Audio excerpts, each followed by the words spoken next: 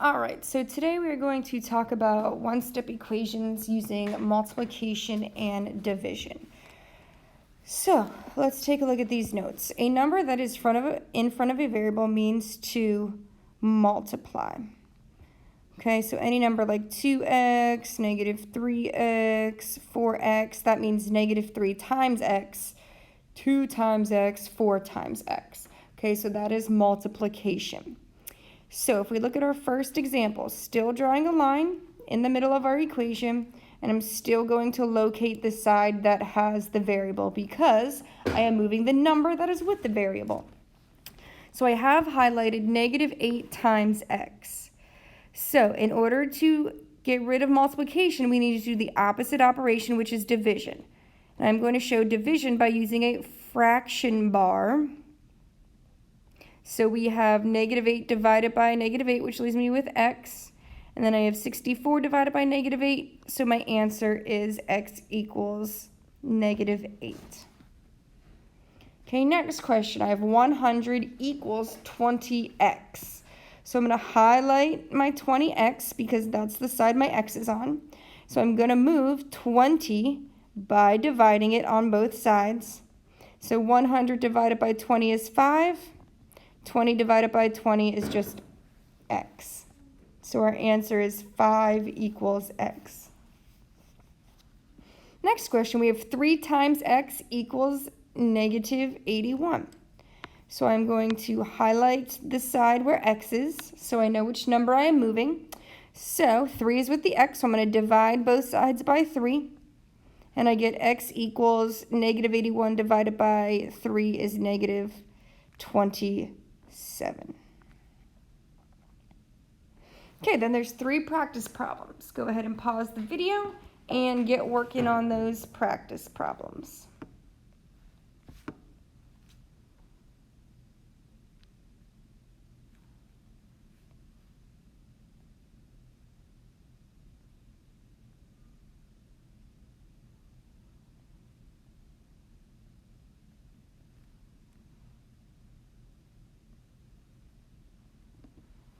All right, so let's take a look here. We have negative 4 times x equals 12.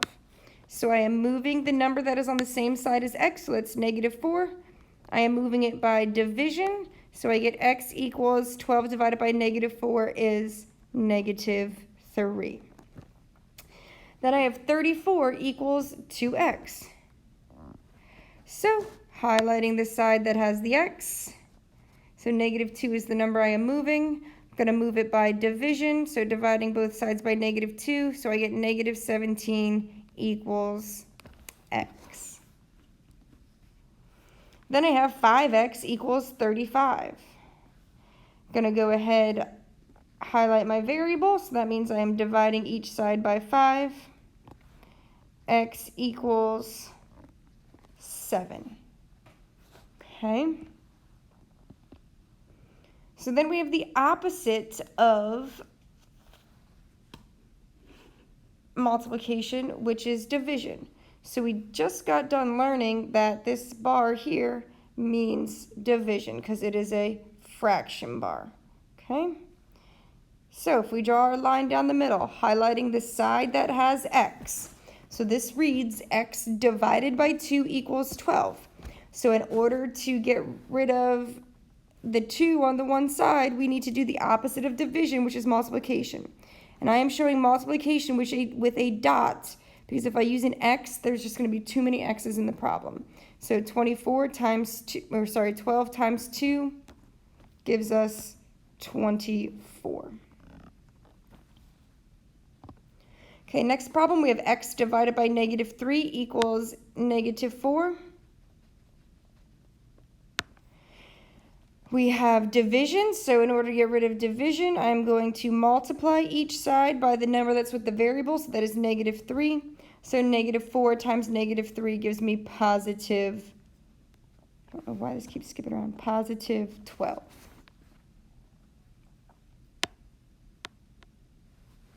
Okay, then we have 5 equals x divided by negative 2. Need to get rid of division, so we're going to multiply each side by negative 2. So we get x equals negative 10.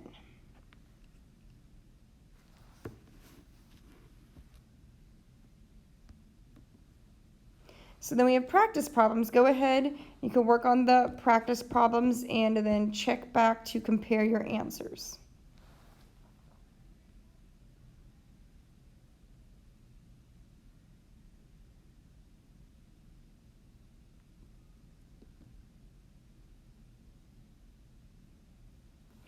All right, so we have x divided by 1 equals 10. Moving my divided by 1 by multiplying each side by 1, so we get x equals 10.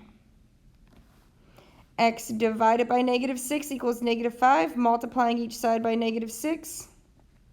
So we get x equals negative 5 times negative 6, positive 30.